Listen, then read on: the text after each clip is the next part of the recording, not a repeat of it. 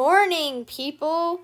Today we are going to learn about the Triangle Inequality Theorem. Yes, it's as stupid as it sounds. This used to make no sense for me. So, one day it just suddenly clicked in my brain. Hopefully today will be that day for you. So the purpose of this is to see, whether or not three, sides could make up a triangle. Take these for example, crap. Well, see, I don't know how to do this, but if I had some fancy software, what I'd be able to do is move around these little lines, and we would be able to see whether or not they could actually make a triangle. And my guess is no, based on what I am seeing now. See, I can rotate these around, I can do whatever I want, but, no matter what I do to it, these three side lengths will never actually form a triangle. See, this is not a triangle. This is a triangle. It has to be, shut, So, basically, with this theorem thingamajig or whatever, you can, figure out the actual sides of a triangle and see if three side lengths, would actually work. So, how to find out if three side lengths, for example, these lovely side lengths right here, would make a triangle? You're going to look at the smallest sides and add them up.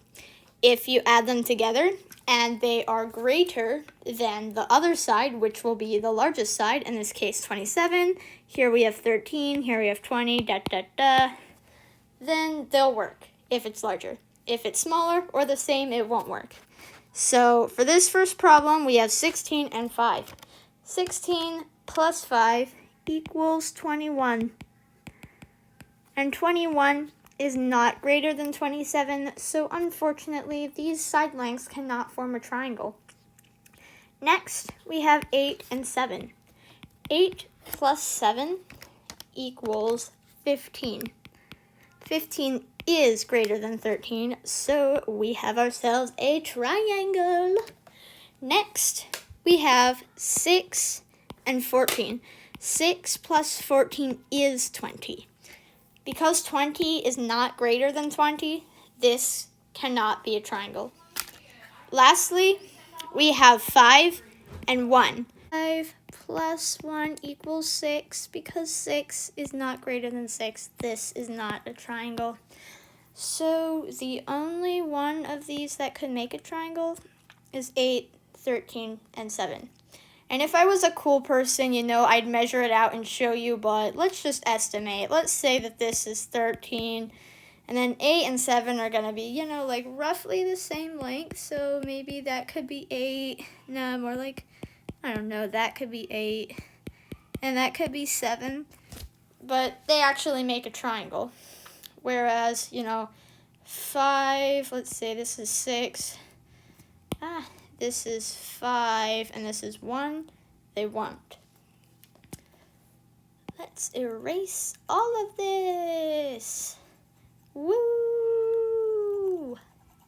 Ta-da! Now, okay, that stuff. So now we're going to find out how to determine the range of the numbers that a missing side could be.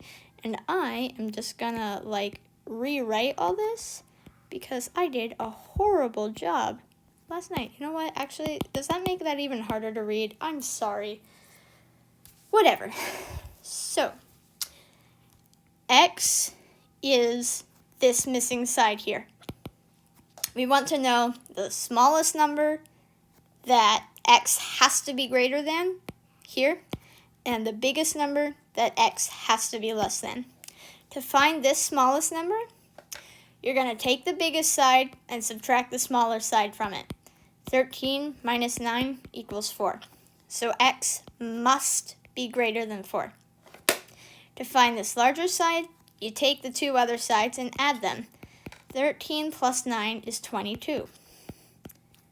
X must be less than 22.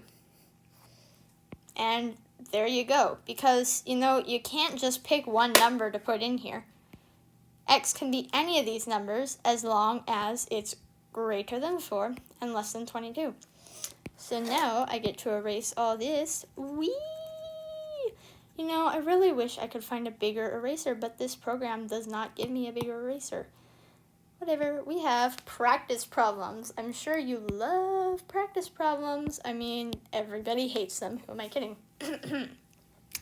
We have 8, 26, and X. To find the smaller number, we take 26 minus 8, and I'm going to do that in a calculator because I'm not like a genius. It's 18. And over here, we have 26 plus 8, and that, beep, boop, beep, is 34. X must be greater than 18, and X must be less than 34. Here we have 13 and 5. To find X, something must be less than X, and X must be less than something. Over here, we have 13 minus 5, and I'm going to go beep, boop, beep some more, and that equals 8. So X must be greater than 8. And over here, we have 13 plus 5, and that is 18. X must be less than 18.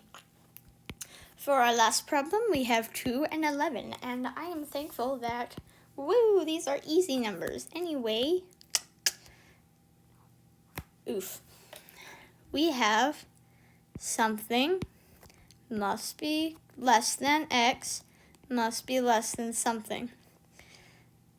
To find the smaller number, we subtract. So 11 minus 2 equals 9. To find the bigger number, we add. 11 plus 2 equals 13. And that is how you do it. Math is stupid.